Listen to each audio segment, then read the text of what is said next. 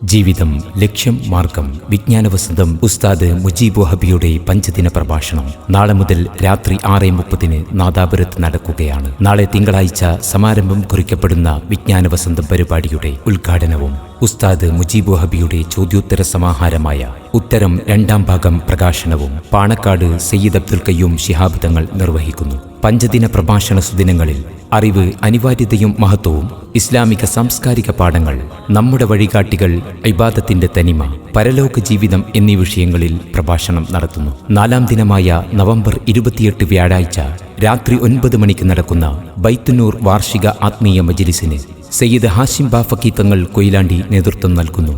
സമാപന സുദിനമായ നവംബർ 29 വെള്ളിയാഴ്ച സമാപന സന്ദേശം നൽകിക്കൊണ്ട് ഹുജ്ജത്തുൽ ഉലമ മൗലാന നജീബ് മൗലവി പ്രഭാഷണം നടത്തുന്നു. വിജ്ഞാനവസന്തം പരിപാടിയിലേക്ക് ഏവരെയും ഹൃദ്യമായി സ്വാഗതം ചെയ്യുന്നു, ക്ഷണിക്കുന്നു.